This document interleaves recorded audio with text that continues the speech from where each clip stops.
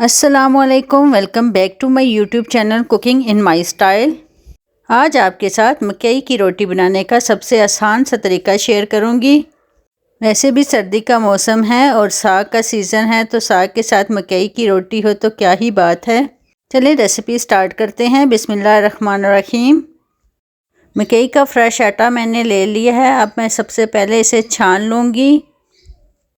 इसे छानना इसलिए भी ज़रूरी है कि जब आटे को पीसा जाता है तो कुछ मकई के दाने के छिलके इसमें रह जाते हैं, इसलिए हम छान के इसको निकाल लेंगे। यहाँ तकरीबन मैं 2 कप के करीब मकई के आटे का इस्तेमाल कर रही हूँ। चलें जी, आटा तो हमने छान लिया है। अब ये देखें कितना बारीक और साफ़ सुथरा हो गया है। अब इसे गूंदने का एक ख़ास तरीका मैं आपको बताती हूँ।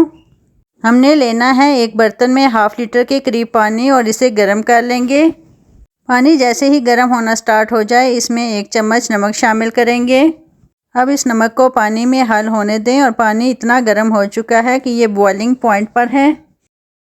अब इस गर्म पानी से हमने गूंदना है आटा।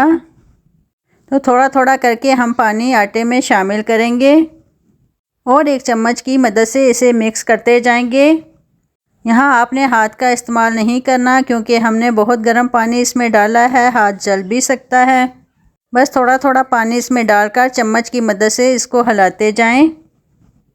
अब जैसे ही आटे का टेम्परेचर थोड़ा सा कम होता है तो फिर हम करेंगे इसमें हाथ का इस्तेमाल और सख्त हाथ की मदद से हमने इसे गूंदना है। अगर आपको लगे कि डो थोड़ी सख्त है तो थोड़ा थोड़ा सा पानी शामिल करें और इसे गूंदते जाएं। सारे आटे को एक जगह इकट्ठा करके हाथ की हथेली की मदद से हमने आटे को मसलना है। इस तरह एक सॉफ्ट सी डो रेडी हो जाएगी।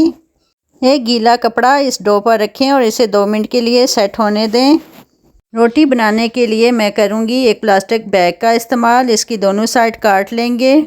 अब इसे सेंटर से ओपन करके मज़ीद 2 हिस्सों में काटना है। दरमियान में प्लेट रखकर इसे गोल शेप में भी काट सकते हैं, लेकिन मैंने इसकी ऐसे ही कटिंग कर ली है। चले जी, यहाँ डो भी सेट हो चुकी है। इसे 2 हिस्सों में डिवाइड कर लेंगे।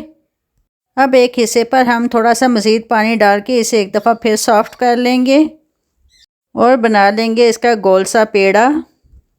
प्लास्टिक बैग को भी हम ऑयल से थोड़ा सा ग्रीस करेंगे ताकि हमारी रोटी इसके साथ चिपके नहीं।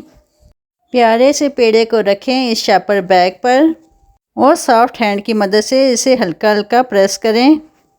हल्का हल्का प्रेस करते जाएं और इसे गोल गोल घुमाते जाएं। रोटी के किनारों पर अगर क्रैक आ जाते हैं तो टेंशन नहीं लेनी, बस उंगली की मदद से इसे दोबारा सेट कर लें। अब आपने इस रोटी को प्लास्टिक बैग के समेत ही उठा लेना है। यहाँ हमारा तवा भी हो चुका है गरम, तो हम इसे प्लास्टिक बैग समेत ही तवे पर डाल देंगे और प्लास्टिक बैग को उठा लेंगे। देखें माशाल्लाह कितनी पतली सी और कितनी ज़बरदस्त सी रोटी बनी है। इसे अब बिल्कुल भी नहीं छेड़ना। 2 मिनट इसे एक साइड से पकने दें। 2 मिनट बाद इसे हल्का हल्का घुमाएं। देखें ये तवे के साथ बिल्कुल भी नहीं चिपकी। अब हमने करनी है इसकी साइड चेंज। तो 1 चम्मच के साथ रोटी को उठाएं और इसे उल्टा दें और अगर आप चाहें तो हल्का हल्का ऑयल भी लगा सकते हैं रोटी पर।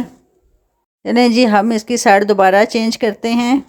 इस साइड पर भी ऑयल लगाएं और चम्मच की मदद से इसे हल्का हल्का प्रेस करते जाएं। ले जी, हमारी ज़बरदस्त सी रोटी तैयार है। अब हम बनाते हैं दूसरी रोटी। एक बार फिर थोड़ा पानी लगा के हम आटे को नरम कर लेंगे। बारीक कटा हरा धनिया और सब्ज़ मिर्च हम इस आटे में डालेंगे और इसे एक बार फिर गूंद लेंगे। आप चाहें तो इसमें सफ़ेद तिल या कलवंजी का भी इस्तेमाल कर सकते हैं। चलें जी, इस आटे से भी हमने बना लिया है एक प्यारा सा पेड़ा। इसे भी पहले हल्का हल्का प्रेस करेंगे और फिर इसे गोल गोल घुमा के रोटी की शेप दे देंगे।